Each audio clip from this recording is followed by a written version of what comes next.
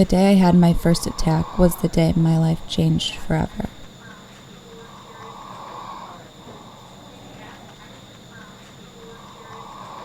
My dad came home from work and found me curled up on the floor in terrible pain. None of the doctors knew what was wrong with me at first. They thought it was a panic attack or something. After spending 10 days in the hospital, I was released with nothing but a diagnosis of anxiety.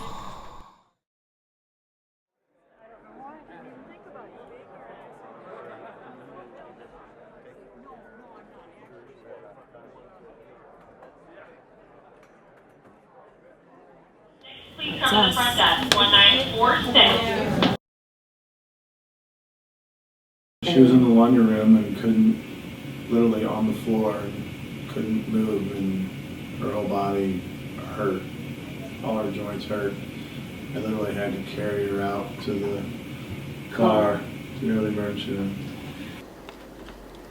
We did not know the severity of my disease in the beginning, but the lupus sent me back to the hospital with every attack on each vital organ. I don't even remember the first time I heard about Kelsie being sick in the hospital. It was a year or 2 years ago.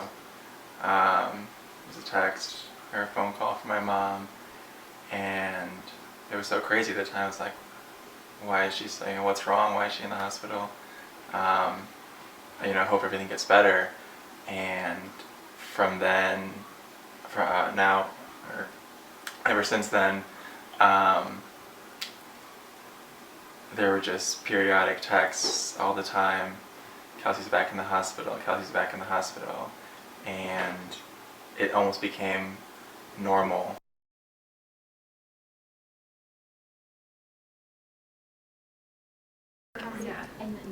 I've been to the hospital only once. Only once? Okay. Yeah. I guess that maybe is a plus. It actually is better than normal. Yeah.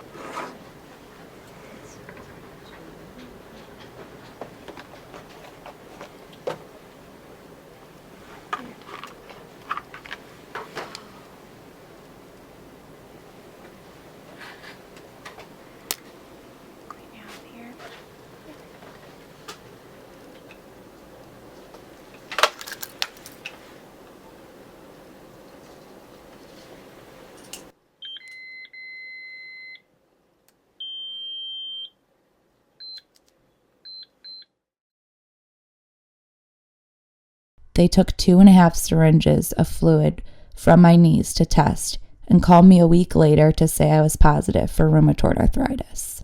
And that was what your surgery was? I know, that's what I'm wondering. Yeah, but I got out a bunch of stuff. Okay. Bursitis, a couple cysts, beginning of a tumor. Yeah. All at the same time? Oh my gosh. Yeah, it was crazy. More tests were taken, and I was soon diagnosed with lupus, Sjogren's, and an IgG deficiency. Yeah, so I feel like the Pillsbury Doughboy, just pop me and deflate me. With lupus and RA, I had heard of these things before, but I never really, with anything I guess, you never really know what it's like or really understand it until you see it, especially in someone you love, in a family member. And it's just crazy. You take so many things for granted being young. Like, you can walk and you can get out of bed and you can run and you can enjoy your life, just live without pain. You take that for granted and you see someone like her who can't even do these simple things.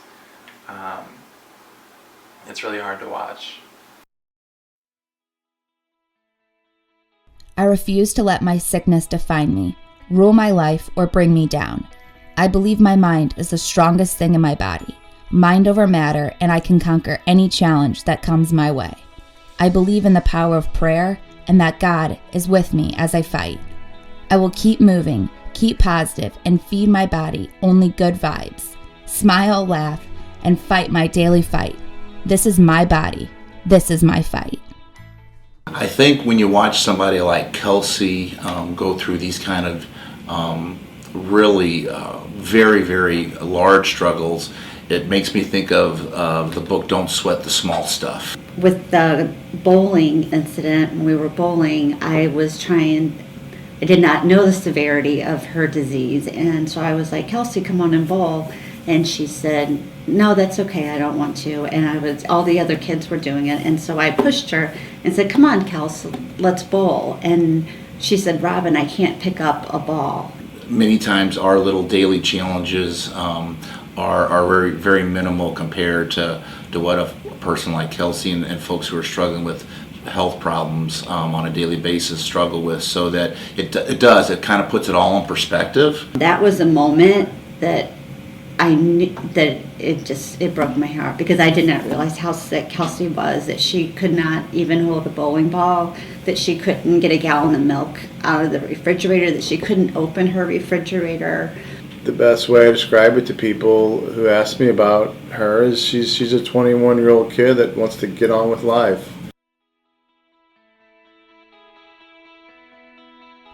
When it comes down to it, it's me, myself, and I.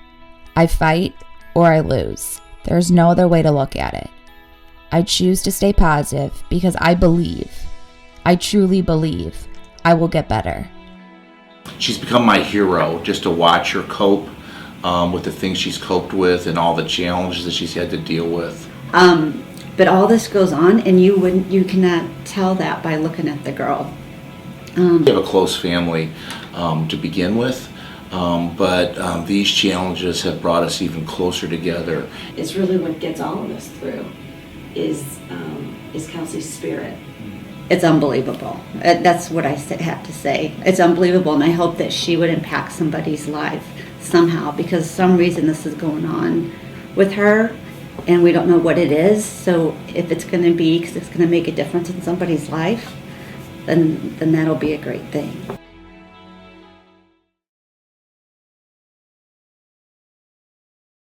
You know, I think at the end of the day, no matter how bad my pain gets, I keep fighting, because I have so many people to fight for and so much life left to live. I deserve it. My power is turned up, starting right now. I'll be strong. I'll put my voice on, and I don't really care if nobody else believes, 'cause I still got a lot of fight left in me. No, I've still got a lot of fight left in me. Sorry. Okay, ready? At the end of the day, we are all fighting invisible battles. My name's Kelsie Manna. I'm 21 years old and I have an invisible illness. It's how you respond that matters.